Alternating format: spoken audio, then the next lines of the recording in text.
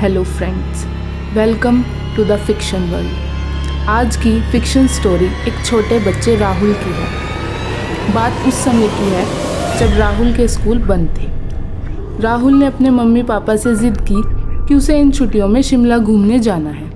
पहले तो राहुल के मम्मी पापा ने मना किया, लेकिन फिर वे मान गए और राहुल को शिमला लेकर चले गए। उन्होंने वहाँ खूब मज़े किए। फिर राहुल के पापा कहने लगे कि पास में ही सोनल डिस्ट्रिक्ट है, यहाँ आए हैं तो वहाँ ज़रूर जाएंगे।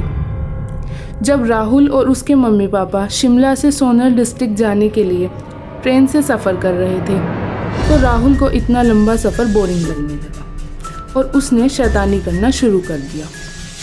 राहुल की मम्मी ने उसे डांट दिया और पीछे वाली सीट पर जाकर बैठने को कहा।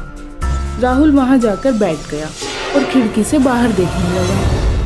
तभी उसे महसूस हुआ कि शायद उसके सामने वाली सीट पर कोई बैठा है। जैसे ही उसने सीट पर देखा तो वहाँ उसे एक 17-18 साल की लड़की दिखाई दी। वह लड़की न तो कुछ बोल रही थी, बस चुपचाप राहुल को देखे जा रही थी। राहुल ने उसे अनदेखा कर दिया और फिर से खिड़की से बाहर देखने लगा। तभी वह लड़की बोली, आगे मेरा घर आने वाला है, क्या तुम देखोगे?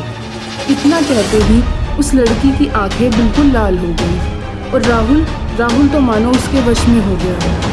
वह लड़की राहुल को लेकर ट्रेन के दरवाजे पर चली गई और बोली, आगे जो सुरंग आ रही है ना, उसमें मेरी माँ मेरा इंतजार कर रही है। इतना कहते ही वह लड़की गायब हो गई और राहुल की आंखें लाल हो गई और उसके मुंह से खून भी निकलने लगा। जैसे ही ट्रेन सुरंग के अंदर गई, राहुल ने ट्रेन से बाहर कूदने के लिए अपना पैर आगे बढ़ाया, लेकिन ट्रेन के टीसी ने राहुल को अंदर खींचा। अंदर खींचते ही राहुल बहुत जोर से चीखने लगा। उसके चीखने की आवाज़ सुन राहुल के मम्मी पापा भी वहाँ आ गए। फिर टीसी ने राहुल की आंखें बंद कर दी और उसके सिर पर कुछ पानी जैसा डाल दिया, जिससे राहुल के मुंह से काला धुआं निकला और उस धुएं के निकलने के बाद वह नॉर्मल हो गया।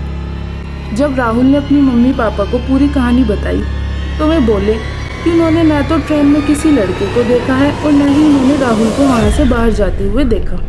यह सब सुनकर टीसी ने उन्हें बताया कि 5 साल पहले इसी सुरंग में ट्रेन से गिरकर एक लड़की की मौत हो गई थी। उसकी माँ इस सुरंग की केयर टेकर थी, इसलिए बेटी की मौत का सदमा वो बर्दाश्त नहीं कर पाई और उसने भी ट्रेन के सामने कूदकर अपनी जान दे दी।